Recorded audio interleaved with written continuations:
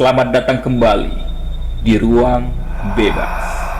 Bagi kalian yang baru saja berkunjung ke channel ini, perlu kalian ketahui, channel ini akan mengulas berbagai hal, mulai dari kisah, kasus, misteri, hingga tragedi yang pernah terjadi, atau bahkan sudah terkubur mati.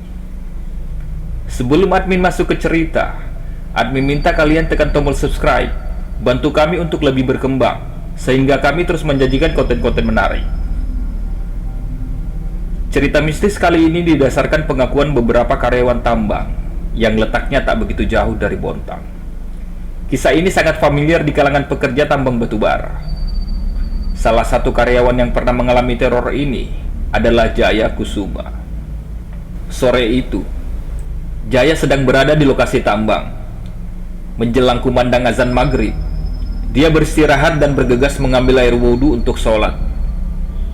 Kemudian, Jaya beristirahat sejenak sembari menghisap sebatang rokok.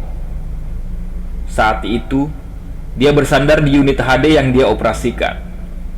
Tiba-tiba, hawa dingin terasa menyambar tubuhnya secara acak. Perasaan Jaya mulai tak enak. Kendati demikian, Jaya kembali bekerja. Kemudian, sekira pukul 8 malam, Jaya menunaikan salat Isya. Masih di lokasi tambang, dia salat di atas unit. Usai salat, Jaya masih duduk dalam posisi kaki tahiyat akhir. Saat itu, dia merasa ada yang memperhatikan dirinya. Saat pandangannya diarahkan ke sebelah kiri, benar saja, ternyata ada sosok perempuan yang berdiri di bagian paling atas unit itu. Jaya sangat kaget melihat sosok perempuan berbaju merah. Bahkan ia sangat shock dan tak tahu harus berbuat apa. Dia sempat menggosok-gosok matanya untuk memastikan bahwa dia hanya berhalusinasi. Ternyata perempuan dengan ekspresi datar itu bergeming. Kemudian Jaya menundukkan kepalanya, mencoba memalingkan wajah dari perempuan itu. Beberapa detik kemudian, dia memberanikan diri memandang ke arah yang sama.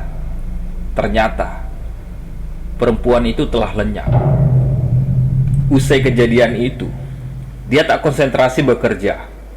Benaknya terus mempertanyakan dari mana datangnya perempuan itu. Padahal lokasi tambang tertutup untuk umum, apalagi lokasinya di tengah hutan. Sekitar pukul 10 malam, jam kerja Jaya berakhir. Dia pun kembali ke mes karyawan. Jaya menggambarkan, mes itu dibangun di tengah hutan. Kiri kanan masih banyak pepohonan besar dan rimbun. Banyak yang bilang, aura kawasan itu sangat horor. Sebelum masuk ke mes, dia berjalan ke lokasi tempat wudhu. Di sana Jaya ingin mencuci kaki. Tak jauh dari situ, terdapat kolam pemancingan ikan untuk karyawan. Dari sana, terdengar suara samar, seperti anak-anak berlarian dan suara perempuan dewasa. Namun dia memilih mengabaikan suara-suara itu dan bergegas masuk ke mes. Kamar Jaya berada di barak J, lorong yang terkenal angker.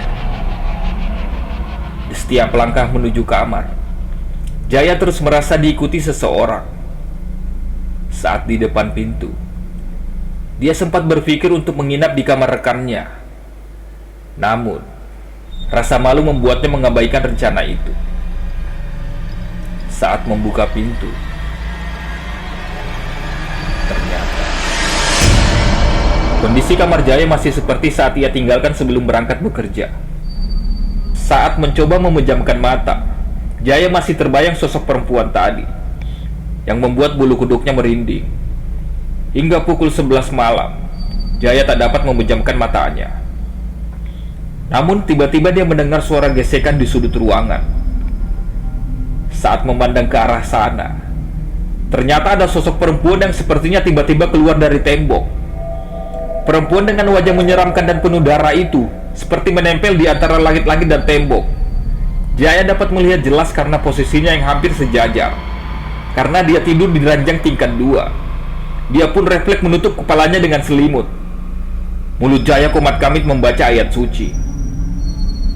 Bukannya pergi, sosok itu tadi malah mencoba menarik selimut Jaya dari arah kaki. Lalu terdengar suara parau dari sosok itu. "Kenapa kamu panggil aku? Kenapa?" Setengah berteriak, Jaya mengatakan dia tak pernah memanggil sosok itu. Kemudian, Jaya tetap mencoba membaca ayat suci. Tidak berapa lama, sosok itu lenyap. Karena mendengar kegaduhan, beberapa rekan Jaya pun datang.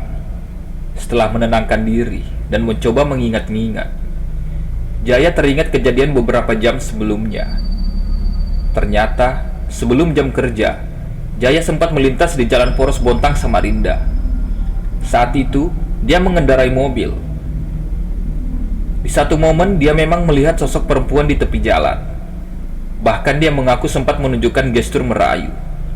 Dia meyakini sosok itu yang mendatanginya. Di kalangan pekerja tambang, penampakan arwah perempuan ini sudah sangat sering.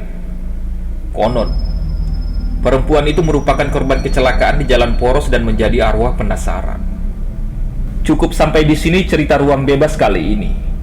Semoga lewat kisah ini kita dapat memetik pelajaran untuk terus menjaga adab di mana saja kita berada, khususnya untuk menghormati perempuan. Cerita ini didapatkan admin lalu diceritakan kembali menggunakan format cerita bergambar. Boleh percaya, boleh tidak. Bagi kalian yang suka, jangan lupa like, subscribe, and share video ini.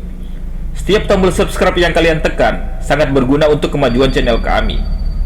Sampai jumpa di video selanjutnya.